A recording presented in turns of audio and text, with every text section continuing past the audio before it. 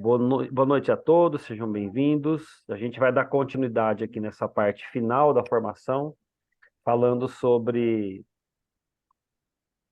perfil empreendedor, sobre dinâmica de mercado, sobre controle e planejamento, certo? Conforme eu prometi, aqueles que entregarem as tarefas, nós vamos ter uma aula específica do DISC para falar das 4 dimensões, que era uma das questões para a gente estar na mesma página, né? Lembrando que a gravação vai para quem está participando e é participativo. Então, especificamente aqui, nós vamos falar desses 3 pilares, tá? Começando pela Elzir. Se você quiser escolher um pilar para você falar, ou se você quiser fazer um resumo dos 3, aí 5 a 10 minutinhos você pode desenvolver o tema, depois eu passo para a Marcela, depois passo para a Edila, e aí a gente faz esse fechamento da parte dos pilares do empreendedorismo, tá bom? Dos 6 pilares. Beleza? Então, pode ir lá, Elzir, pode iniciar. Deixa eu só abrir aqui, por gentileza. Bom, dos pilares, eu gostaria de falar sobre o dinâmica de mercado, tá? Legal, Que ótimo. tem mais a ver com a questão, né? Até deixa eu abrir o material aqui no computador para não estar passando trabalho aqui no celular. Tá?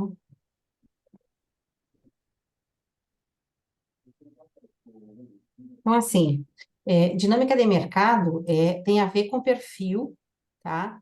Que a pessoa tem de conhecer o mercado, as potencialidades do mercado, as barreiras que ela vai encontrar no mercado, né?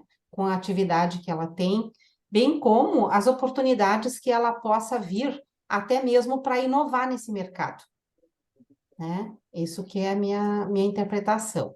E que ela também tem uma habilidade de estabelecer parcerias, redes nesse mercado, de ser, às vezes, até uma influenciadora, né, nesse mercado em relação a novas práticas que ela possa vir a propor dentro dos projetos que ela quer implementar.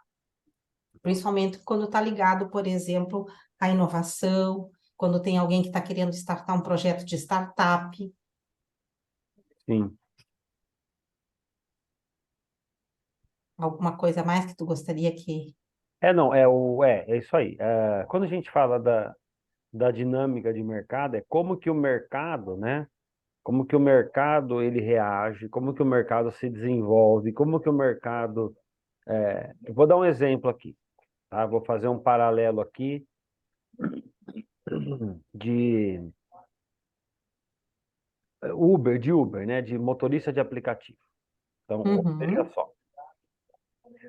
Qual que é a chance de eu ter um motorista de aplicativo ou um motorista de táxi numa cidade de 60 mil habitantes? Qual que você acha que é o tempo médio que um motorista chega até o local que você vai estar num hotel, por exemplo? E qual que é o 10 tempo? minutos, eu acho. 10 minutos. Edila,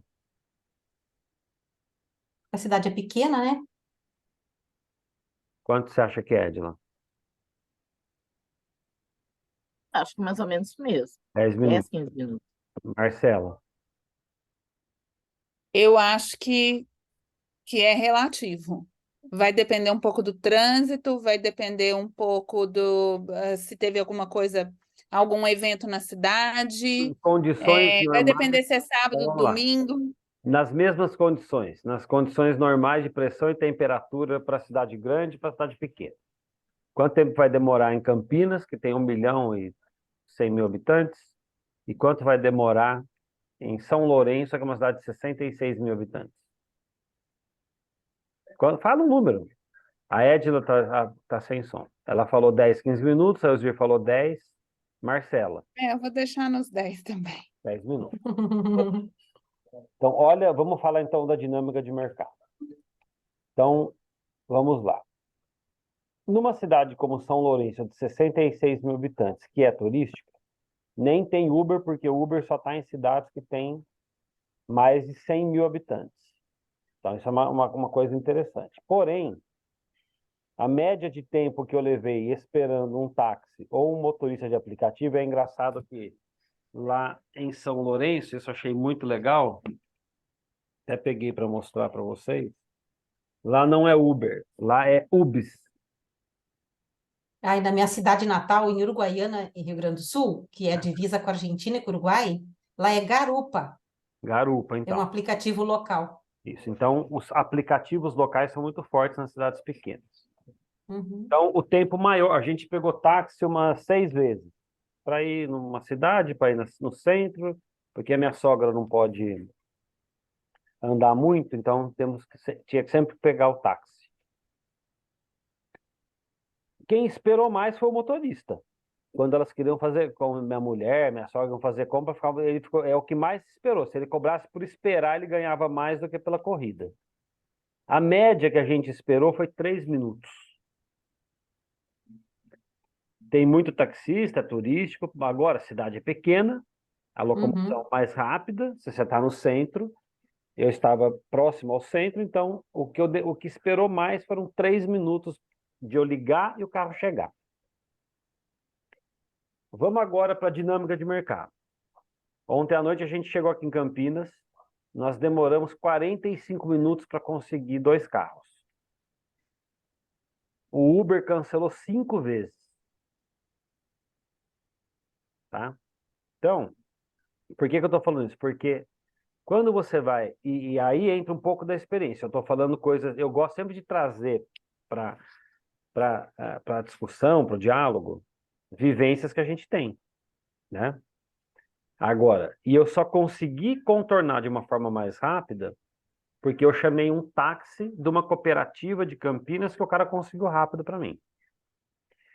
Aí, porque senão o do Uber chegava até 45 minutos de demora. À noite, uma cidade grande.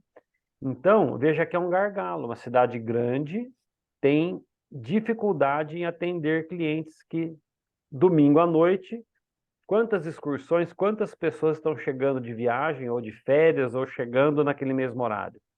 Então, é sinal que tem muito mais gente pedindo carro do que carros à disposição, quer seja de aplicativo, de táxi. Então, quando eu estou fazendo essa análise aqui, então isso é um sinal de que ter um carro de aplicativo, ser motorista de aplicativo ou ter um táxi, dependendo do local, é um bom negócio. Em Campinas é bom negócio, porque falta carro. Eu comprovei isso, tá?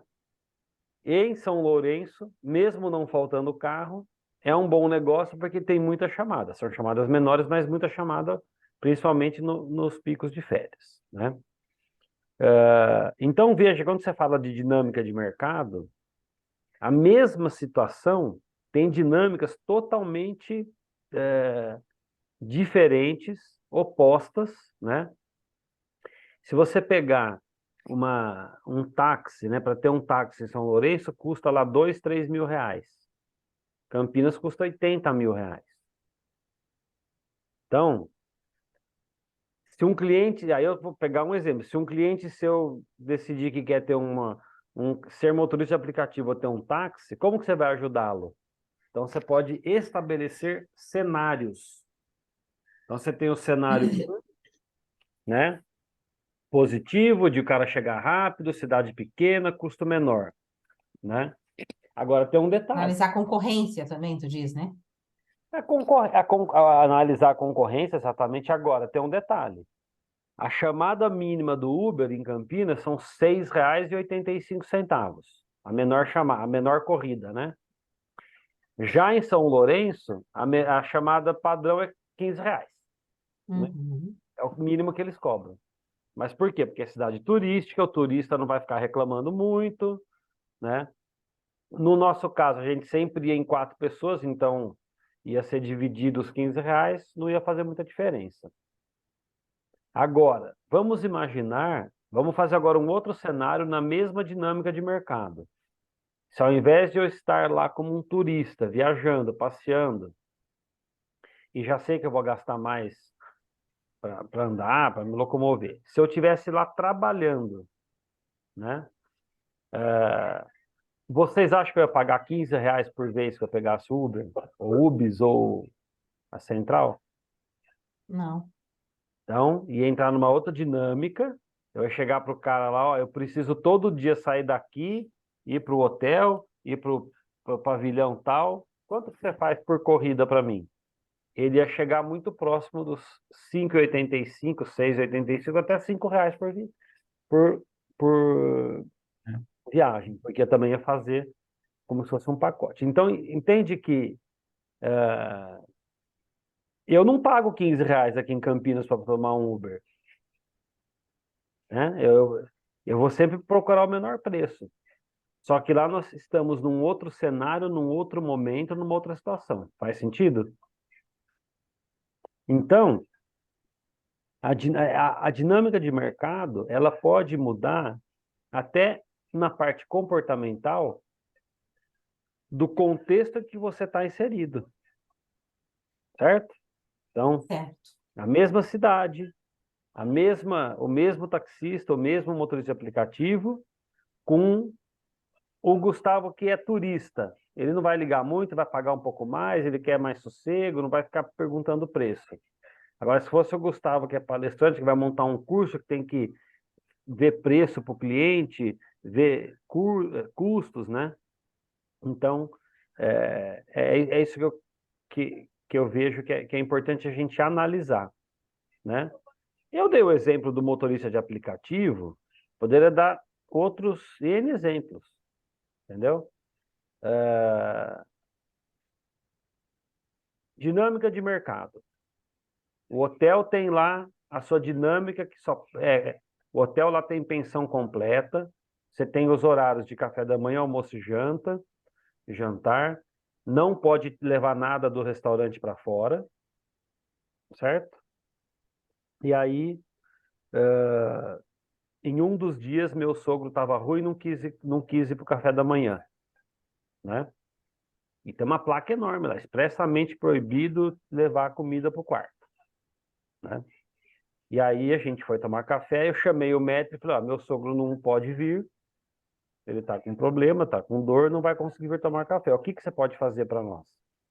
Ele falou, não, pega o que você quiser, põe numa bandeja e pode levar para ele. Então, como que você... Aí depois, no fim, nos outros dias, meu sogro deu gorjeta para ele e tal, agradeceu. Porque ele poderia falar, ó, é proibido. Tá escrito na placa aí, eu não posso pôr, eu tenho que vir comer aqui, né? Então, como que você também muda uma dinâmica, porque é uma dinâmica que ele tem, imagina que todo mundo quer ir para o quarto, são cento e não sei quantos quartos. Muda toda a dinâmica, mas óbvio que ali era uma exceção. Mas concorda que tem uma dinâmica daquilo que ele faz no dia a dia, né? E ao mercado. E aí eu começo a fazer um trabalho que eu adoro, eu gosto de ficar pensando nas possibilidades, né? Então, um restaurante, né? E isso é bom que vai ficando também para a gente um pouco de massa crítica, para a gente saber é, é, ampliar o nosso vocabulário, né?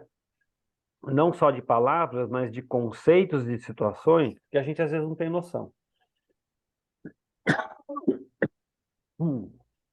Então, esse restaurante que eu estive, ele chega a atender no, na lotação máxima até 400 pessoas por refeição. Um atendimento muito bom, tal. Então, vamos lá. Quantos... Aí ele tem que fazer lá carne, arroz, filé, né? Tem os pratos lá. Quantos filés vocês acham que um restaurante com 400 pessoas no almoço, quantos filés ele coloca ali no recheau de filé, por exemplo? Chuta um número aí, Edila. Até 200, mas 200. Eu por vez, imaginei a né? metade também preparando, ele colocaria uns 200 preparando, tendo mais lá de reserva, Mais 200? no mínimo. 400. Eusir. Não tenho noção. Nem chuta um número, então. Sei lá, vamos ficar no meio aí, 300 então. 300. O almoço vai das do meio-dia às 2h30. Meio-dia às 2h30. Meio-dia às 2h30. Se o restaurante estiver lotado, ele coloca no restaurante, no almoço, 1.000 filés. Hum, Isso eu estou falando do filé, porque aí tem o filé de frango, tem o arroz. O que eu quero dizer com isso? Às vezes a gente não tem noção, né? uhum. Mas eu tinha feito, aí eu falei, se ele fizer a conta de em torno de 300 gramas, né? Ele calcula por grama, né? Ele fala, né? Eu calculo 300 gramas de filé para cada um, 250 gramas, 300 de arroz para cada um. Ele estava me contando, ele tem uma planilha lá, né? Mas eu imaginei um filé de 300 gramas, viu, Gustavo? Porque essa é a conta que a gente fazia nos churrascos de final de ano da faculdade para arrecadar dinheiro.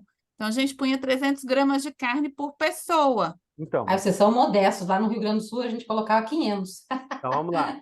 Então, mas 400 pessoas vezes 300 gramas dá 1.200, Aham, 1.200 pedaços. pedaços, entendeu? Eu tô falando por pedaço, né? Ah, pois é, seu filé é de 100 gramas, então. Eu, na minha cabeça, falei Não, 200, mas não, num tudo bem. filé de 300 gramas. Não, que fosse tudo bem, mas o que eu quero dizer é que Dá uns 600, né? o que eu tô querendo dizer é que ele vai fazer 4 vezes 3, 12, ele faz 120 quilos de filé. Aí ele faz 150 quilos de filé de De frango. frango. Aí ele faz 400 quilos 200 de feijão, assim. Então, são números que, se a gente parar, não é difícil calcular depois que você tem algumas informações. Mas para quem não é do segmento, né? Isso. É isso aí. Mas o que eu quero dizer aqui é que é bom a gente ter algumas informações de outros segmentos, até para dar subsídio para determinados clientes, tá? Sim. Não sei se está fazendo sentido o que eu estou falando aqui. Completamente. Para quem já mexeu, a Marcela estava falando aí de questão de festas. Além de festa, por exemplo, durante muito tempo eu trabalhei com adolescentes, ia para acampamentos e você tinha que ter essa listagem aí decorada aí do que você ia ter do almoço e do jantar durante 5 dias. Bom, e aí, por que eu estou falando isso? Porque aí teve a festa junina. E aí eu fico perguntando um monte de coisa, faço amizade com o mestre, né? Na festa junina, que tinha em torno de 300 pessoas, eles distribuíram 1.500 doces. Docinho de festa junina. Normalmente é 10 doces por pessoa numa festa, mas aí eles foram um pouco mais modestos. Não, Uhum. então, mas modesto por quê? Não, porque teve doce, eu tô falando dos docinhos de festa junina. Aí teve Aí mais tem 800 pirulitos daquele de uva e morango com chocolate. 800 churros. 500 com boquinha de curau. Então vai dar quase 10, se você somar, dá quase é, 10 por pessoa. E isso, aí eu estava fazendo análise que os caras super eficientes, eles têm horário para fazer as coisas, para o jantar, para o doce, né? E tudo isso é uma baita de uma dinâmica de mercado, porque meu cálculo foi como que esse cara, como que ele recebe esse tanto de carne?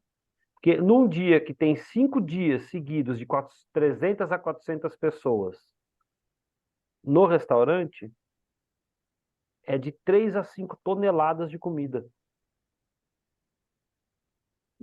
Então o cara tem que ter uma programação que, se a gente pensar nos pilares, tem a logística. Então, aí eu descobri, quarta-feira é o dia de entrega da maior parte dos produtos, porque o maior movimento do hotel é de quinta a domingo. Então a entrega para o produto estar mais fresco é quarta. Segunda e terça ele organiza. Segunda e terça são os menores movimentos, tem 70, 100 pessoas, máximo 70, 80. Terça um pouquinho mais, um pouquinho menos. Quarta para frente começa a ter mais gente. Então, é uma aula de não só de empreendedorismo, mas de dinâmica de mercado e controle e planejamento, né? Que é um que a gente... Conhecimento, informações, né? detalhamento das práticas. Uhum. Exatamente, né? E aí E você conhecer o mercado-alvo, né? Porque quem é do segmento que tem isso, o esse mercado. domínio nesse nível de detalhe.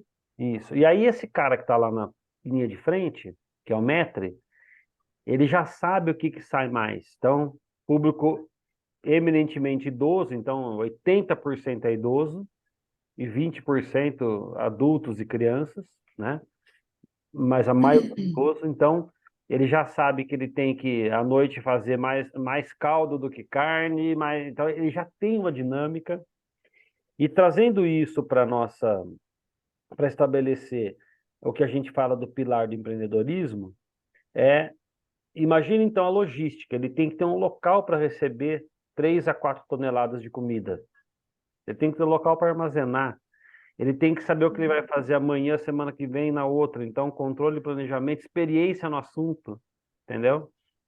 Tá? Ou, né, Gustavo, no caso, assim, de dinâmica de mercado e também até pelas próprias práticas do trabalho que eu executo atualmente, quando o empreendedor não tem esse domínio, a gente sempre orienta ele buscar um especialista. Por exemplo, se fosse no caso do restaurante, Claro. seria, né, uma nutricionista com conhecimento no segmento de grande volume de atendimento, porque não é qualquer nutricionista.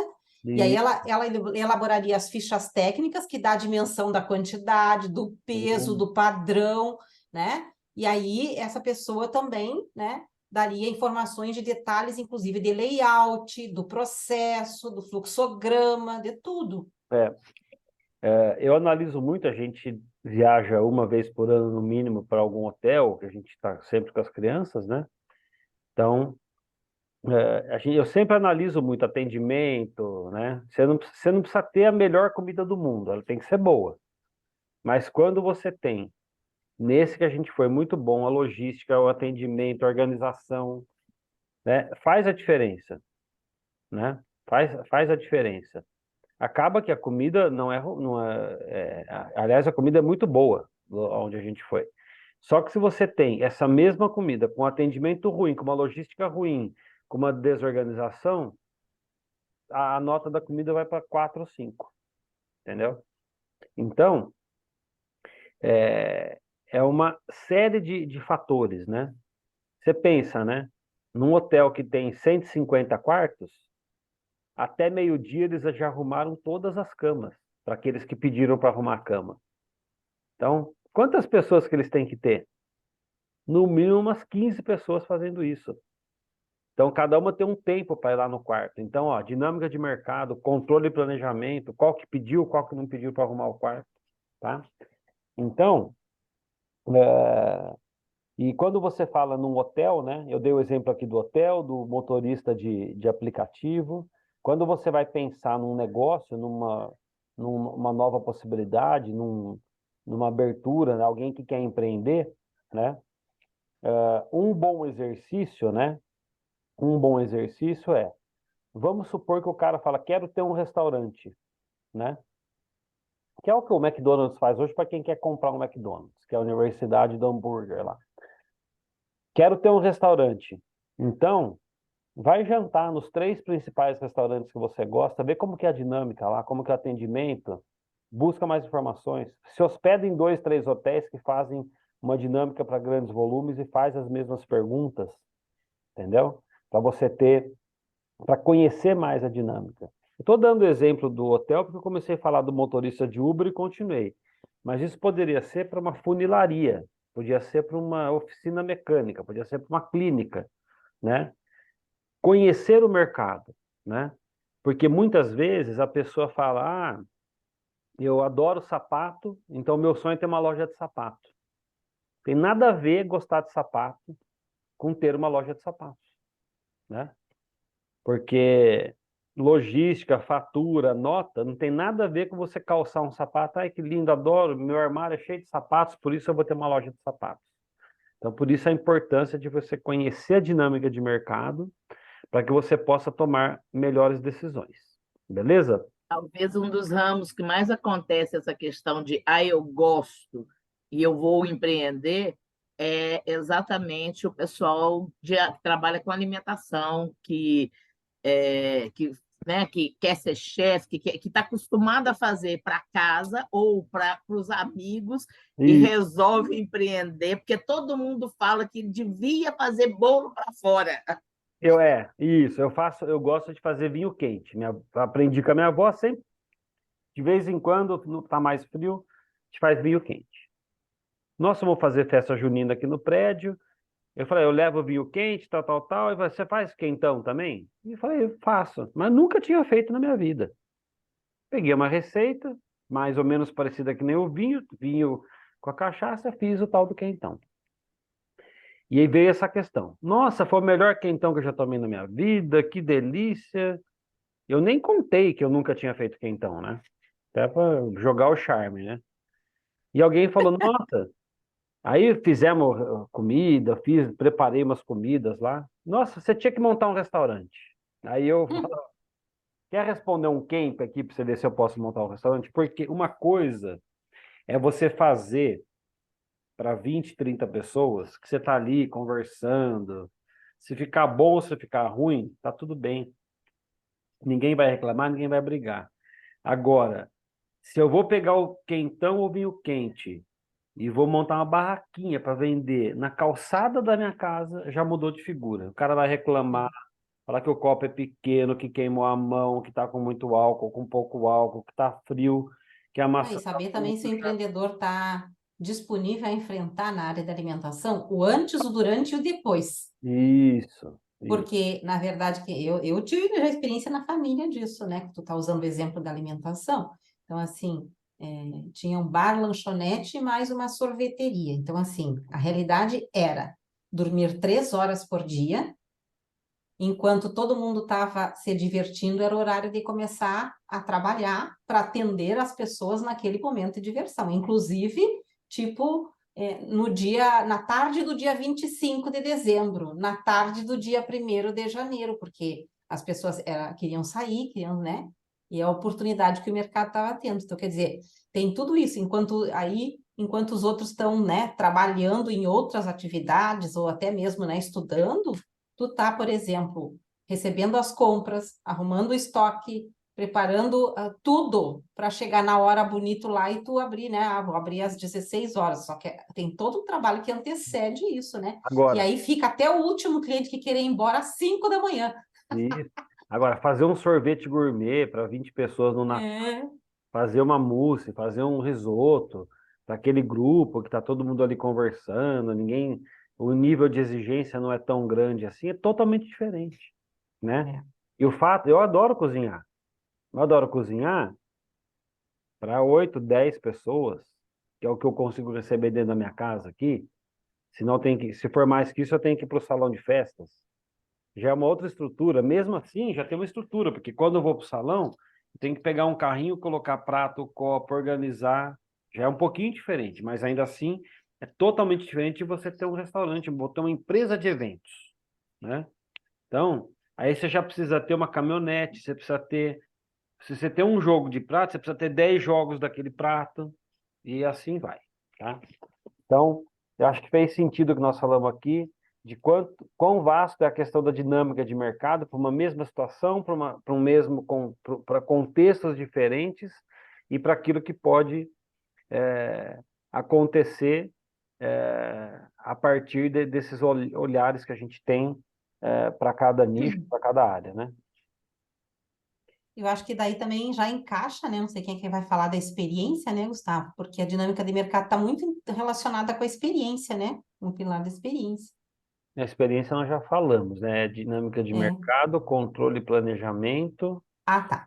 E o e perfil Perfil empreendedor? empreendedor. empreendedor, que eu quero deixar o perfil empreendedor por último. Uhum. E aí Então, vou eu falo sobre, posso falar de controle e planejamento, pode, Gustavo, para por ver se eu favor. passo na prova. Então vamos Ai, meu Deus. É. ao vivo. Mas, na verdade, é uma temática, é um pilar que tem muito a ver também comigo, assim, eu fico até mais confortável de falar de controle e planejamento. Já achei um lugar confortável para fazer aqui a prova. É, analisar cenários e definir estratégias, né? o que eu traria assim de importante nesse pilar de conhecimento de mercado, atuando tanto em grandes empresas como pequenas, sempre quando eu entro num lugar, eu pergunto se eles têm planejamento estratégico, né? Pode ser um equipe, pode ser uma empresa SA. Então, vocês têm... E eu já entrei em empresas grandes, empresas SAs, que não tinham planejamento estratégico. Se você não tem planejamento estratégico, você também não tem controle. Porque você vai controlar o quê? Então, eu encaro que esse pilar controle e planejamento, vamos pensar que é um empreendedor solo, né? Ele precisa ter um objetivo, um lugar para onde ele deseja caminhar. E, recentemente eu perguntei para um empresário, eu falei, mas você quer chegar aonde com a sua empresa? E uma empresa de muitos anos. E ele não soube me responder. Não, porque eu preciso aumentar minhas vendas. Eu falei, mas esse é um indicador de controle de um objetivo. Qual é o objetivo? Não é aumentar a venda, né? Qual é o seu objetivo maior do que esse? Então, eu acho que esse pilar controle e planejamento, ele passa muito por definir esse objetivo a partir de um objetivo, eu ter métricas e formas de monitorar e controlar se eu estou no caminho desse objetivo ou não. E eu não controlo só o objetivo, né? Eu não olho só para ele. Sim, porque Eu olho para o caminho todo para chegar nele. porque o planejamento ele requer indicadores e controle. Uhum. Segundo o professor Júlio, os 6 pilares do empreendedorismo do Kemp são 7, né? Que controle é um, planejamento é outro para ele, né? Mas, obviamente que o controle e os indicadores, eles estão, para quem trabalha com planejamento estratégico, com cenários, análise de cenários, né? O controle e o indicador, eles estão dentro do planejamento, né?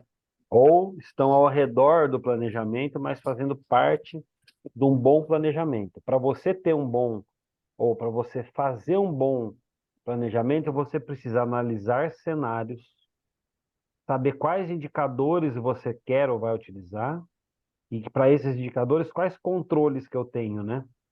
Então, eu vou dar um exemplo meu que eu passei a fazer depois de uma mentoria. Um indicador que eu tenho é número de usuários da minha plataforma. Então, eu sei que a cada 100 novos usuários que se cadastram na plataforma, eu tenho uma meta ou tenho um indicador que 3 a 5 usuários eu fecho algum tipo de mentoria ou consultoria. 3 a 5%, que é um número bom se você pensar no marketing digital hoje. Então, a cada mil eu vou ter 30 a 50 novos possíveis clientes que eu posso fechar tickets maiores, né? Tickets medianos 50, tickets maiores uns 30, né?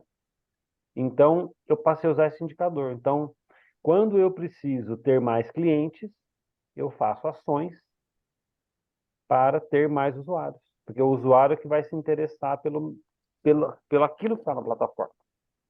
Certo? Então, entra nessa questão de estar num planejamento, eu uso um tipo de controle e um tipo de indicador para melhorar ou aprimorar esse planejamento meu. Acabei te cortando, mas pode continuar, Marcelo. Não, eu acho que é isso mesmo.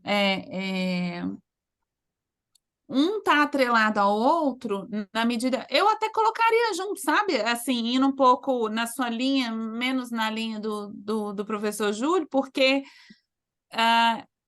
daí dando um pouco da minha experiência, tá, Gustavo? Eu sempre trabalhei com planejamento estratégico, muitos anos nessa cadeira, e eu sempre trouxe a área de controle, monitoramento e gestão para perto, porque como que eu vou entregar uma estratégia se eu não sei se ela está funcionando?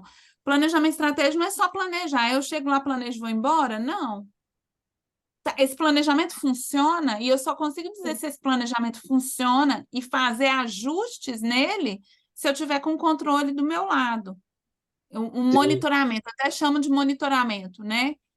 Que é o acompanhamento do planejamento estratégico, ou seja, toda uma estrutura de acompanhamento de uma estratégia requer essas métricas, requer indicadores, requer medições. Então, é uma do ladinho da outra. Eu acho que é isso, assim, para o empreendedor, Mas, o que ele e só precisa. complementando o que a Marcela Claro. falou, ela disse uma palavrinha ali que eu acho muito importante, né? Porque também, como eu também trabalho com planejamento estratégico, já aconteceu muitas vezes, né, dos empreendedores fazerem planejamento estratégico, definirem indicadores. Agora mesmo, eu estou fazendo finalizando um projeto e avaliando o ciclo 1 e o ciclo 2 dos mesmos empreendedores que participaram. Lá no ciclo 1, eles fizeram planejamento estratégico, mapearam o cenário, definiram objetivos, definiram indicadores, metas, elaboraram um plano de ação. Só que esse planejamento, ele foi para a gaveta. E aí, ou então, o que aconteceu? Eles não acompanharam e não monitoraram. Outra coisa que acontece muito frequentemente, e a entender se o empreendedor tem essa habilidade, é de corrigir rotas, né, rapidinho, diante de um cenário novo, que foi uma palavrinha que tu falou ali, né? Ele ter essa habilidade de entender que não está indo naquela direção que foi desenhada, né? E que ele precisa de uma ação corretiva rápida para mudar, né, o cenário que ele tem. Senão também não vai ter adiantado ele ter feito todo o planejamento. Isso, não A colocar em única prática. coisa que eu ia complementar é quando é um empreendedor solo e eu estou começando a viver essa realidade, o santo de casa não faz muito milagre, não. Uhum. E a maior dificuldade, eu acho que para o empreendedor que está começando ali, seja que seja um café, ele é o dono, mas ele vai ter funcionário, Ele está né? envolvido no processo, né? Ele está tão envolvido no processo que o planejamento vai ficando um pouco de lado. Então, é importante, eu acho, que eu trago para mim, é assim, sempre quando eu estou iniciando um processo novo, uma mentoria, todas as vezes que eu vou traçar o objetivo junto com o meu mentorado, eu faço em paralelo meu. Eu faço um exercício de revalidação do meu próprio objetivo dentro do meu negócio. Então, enquanto meu mentorado está ali, a gente está conversando sobre o objetivo, eu tenho aqui o meu caderninho que eu vou tentando revalidar meu objetivo. Agora, meu planejamento é lindo, maravilhoso, igual eu sempre fiz para todo mundo? Não, não é, né? Não. Ele requer muita coisa ainda. Acho que é isso, Gustavo. Obrigada, Elzi. Foi Obrigada maravilhoso. para ti também, Marcelo. Legal. Bom, vai dar um bom resumo, hein? Vamos lá, Edila, pode falar então do perfil empreendedor, pode ser? E a Edila só rindo, balançando a cabecinha, né, Edila? É exatamente isso. Quando você fala assim, nossa, não é como, gente, quantas vezes eu já falei, meu Deus do céu, eu estou falando isso, como é que está o meu? Tem hora que você fala assim, Senhor. Outro dia eu falei, como é falei comigo, né? Que mulher que fala da produtividade alta performance é essa que não fez esse planejamento aqui? Antes de você falar... Não reveu, né? Alguma coisa assim, você deixa ali. Mas fica. Eu vou só contar uma historinha rápida, peraí.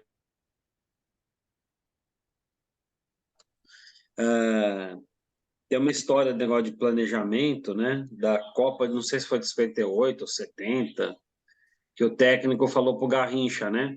Ó, você vai vir aqui pelo lado, porque o goleiro do outro time vai vir aqui, o outro vai vir ali, nós vamos atacar, vai passar a bola, e aí nós vamos conseguir ir em bloco lá e fazer o gol. E ele falou, nossa, tá perfeito, mas você já combinou com o outro time tudo que você está planejando? Né? Então, e muitas vezes a gente tem visão daquilo que vai acontecer, mas você combinou com o adversário, né? Que era impossível, né? Ter isso antes do jogo, né? Então, sempre que você pensar em controle de planejamento, são cenários daquilo que pode acontecer ou não, e aí você pode pôr o cenário, né? Pessimista, otimista, realista, para você chegar o mais próximo da realidade, porque a realidade era só lá na hora do jogo. A realidade, o pensamento pessimista, otimista vai dar certo, é o que ele estava planejando e pensando, mas o real era só na hora do jogo. Então, saber que planejar é bom, tem que ter um indicador importante, porém, é na hora do jogo que a coisa acontece, né? Pode falar, Edila, do perfil empreendedor. Olha, uma das coisas que o texto não fala, mas que eu sempre penso quando a gente fala em perfil empreendedor, é que as pessoas têm um sonho do que é um empreendedor. Da mesma forma que eu faço bolo bem, eu vou abrir a minha padaria, né? Seja lá o que for, as pessoas têm aquela ideia assim, muitas vezes, aí eu não quero ter patrão, então eu vou ser empreendedor. Então, não é que acho que é o primeiro destaque que eu faço antes de você falar sobre o perfil de empreendedor, é aquilo que a gente tem de trabalhar com as pessoas do que é. Bom, o que para mim é o perfil empreendedor? O que eu destaquei, né? Que me chama a atenção daquilo que eu li. O perfil empreendedor, ele é uma pessoa que ele vai ter mais do que de ter conhecimento, tem de ter conhecimento de todo esse processo, né, de toda esse cenário e tudo mais, mas ele precisa de lembrar da gestão de pessoas. Mesmo que ele comece como equipe, ele vai, e eu até brinco, se você quer sair de empreendedor para você ser empresário, você tem de pensar no seu negócio crescer. Então, desde o início, ele precisa de ter muito claro para ele o que é o propósito dele, por que aquilo é importante, porque ele vai influenciar pessoas que vão acompanhar. Na verdade, talvez as primeiras pessoas que ele tem de influenciar é a família, mesmo que eles não trabalhem com ele, né? Não sei, mas pelo menos para não ser aquele que dá o problema. Então, o perfil empreendedor é aquela pessoa que conhece, que ama, que tem um propósito e que influencia as pessoas, que leva, ele tem, né? E aí pegando todas essas coisas que a gente falou, os outros 5, eu falo que é aquela pessoa que sabe tanto aonde que ele está como ele quer chegar. Mas principalmente ele vai ter de saber passar essa visão para as pessoas. Porque senão ele vai ser um empreendedor solo o resto da vida e ele não vai se manter. Legal. Uma coisa que eu sempre falo, quando chega, pode ser numa sessão, no respondendo camp, num processo de mentoria, né? Primeiro, o perfil empreendedor. Será que eu, para aquele determinado negócio ou cliente, tenho o perfil empreendedor? E aqui vale uma reflexão, uma ressalva e uma outra pergunta. Você procurou saber qual que é o perfil do empreendimento que você está pensando? Se você tem o perfil do empreendimento, deve ter um perfil do empreendimento. Se você está pensando num perfil empreendedor, deve ter o perfil do empreendimento. Faz sentido? Sim. Uhum. Será que esse Então, tem a perfil... ver, inclusive, com aquilo que o Zi falou. Tem alguns empreendimentos que se você vai ter de abrir mão de algumas coisas Isso. que você tem que saber. Isso é importante ou não para você? Ou buscar que um vai ser isso? especialista, ou falar. Agora, esse perfil de empreendimento, o mercado, a dinâmica do mercado, o contexto que ele está, ele tem a ver comigo, com o meu perfil comportamental, com o meu perfil de empreendedor? Dá para fazer uma união? Dá para eu sincronizar isso de forma que seja produtivo? Ou será que aquele perfil de empreendimento é um perfil de empreendimento que eu vou ter que ficar fechado em 4 paredes, ficar analisando planilha, fazer compra, logística? Poxa, mas eu não gosto de nada disso. Eu só gosto de fazer filé com gorgonzola e macarrão. É isso que eu gosto de fazer.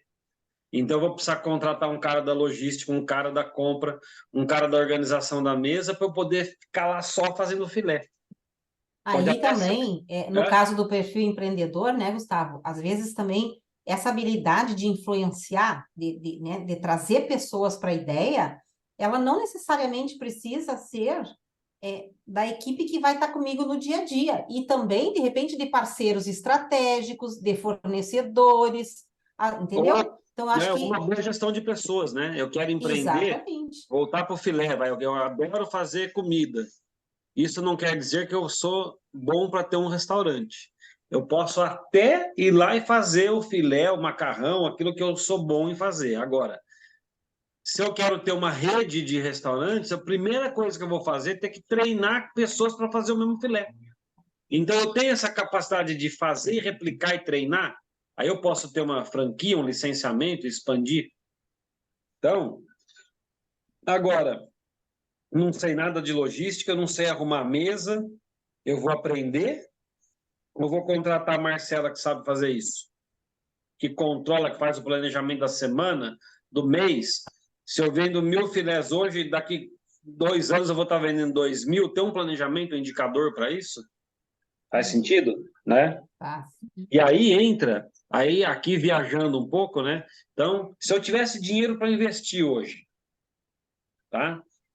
Eu investiria numa... Gosto de cozinhar e gosto de pessoas.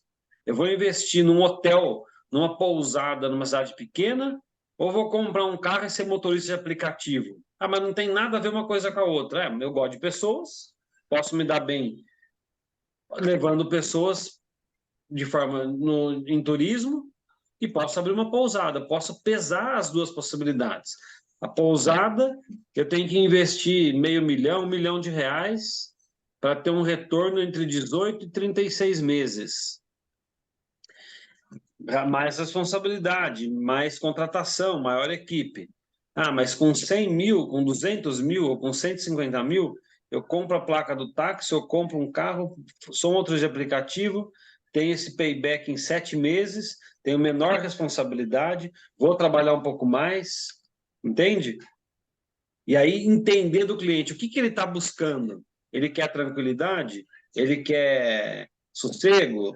O que ele está buscando? Se ele está empreendendo, ele é um empreendedor novo que quer empreender porque ele precisa tirar o sustento dele, ele quer empreender porque ele ficou 50 anos, 40 anos, 50 anos numa indústria, como CLT, e agora ele resolveu que ele quer ter um negócio próprio. Faz sentido? Então veja a importância de cada um dos pilares, né? Porque se você analisar minuciosamente cada pilar, você pode fazer um candidato, um mentorado, um coach seu, se aprofundar no negócio ou até desistir do negócio. Sim. E aí você entra como um mentor, como um facilitador, para dar o norte para ele. Ó. Eu não vou nem falar para você que é bom ou que é ruim você montar o restaurante ou ser motorista de aplicativo. Se é melhor você montar uma escola ou fazer só curso online, uma escola presencial. Você vai dar para ele subsídios, indicadores, formas de ele ter um outro olhar para ele pesar e ver se é melhor ele fazer isso ou aquilo. Faz sentido? Sim. Tá? Faz sentido até para mim, Gustavo. Acabei de receber uma mentoria gratuita aqui agora. Olha lá. Quanto vale isso? Tem Então, preço, né? Essas são reflexões que a gente precisa fazer e trazer, né, para o nosso negócio. Isso. Aí aqui, então é isso. Acho que a gente pode, então... eu vou finalizar aqui a gravação, só para a gente... Aí eu vou falar umas outras coisas, só para valer como eu mando para vocês 3, para termos os resumos. Na verdade, vocês podem fazer o resumo dos 3, né? Porque a Edna já está até terminando, né? Mas experiência, controle de planejamento, dinâmica de mercado e o controle de planejamento, dinâmica de mercado e perfil empreendedor são os 3 últimos que a gente falou. Mas o que eu vou colocar no grupo, né? Para quem quiser, né? Ainda receber pelo menos o certificado do conteúdo, porque quem não está participando não vai ter o certificado de facilitador, né? Pode fazer o resumo dos 6 pilares e a aula que eu vou dar do DISC, que vai ser para os mentores, mentorados, que vai ser uma aula aberta para todo mundo, que eu vou lançar também o novo curso do DISC, vai valer pelas 4 dimensões. Vocês já podem ir preparando um resumo aí que vai ser... A aula vai ser semana que vem, dia 17, então eu vou dar mais 15 dias, então vai ter até dia 31, que aí eu vou chamar agora do TCC. Quem quiser entregar para ficar tudo bonitinho, então quem já fez até agora é só compilar e vai ter o TCC entregue.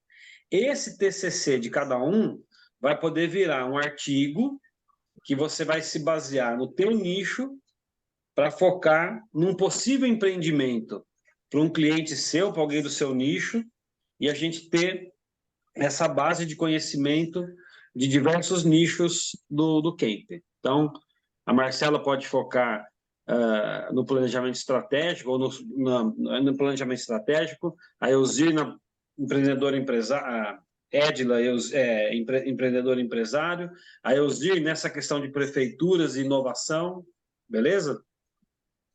Alguma dúvida? Tudo bem? Tudo bem. Beleza, então deixa eu só parar aqui.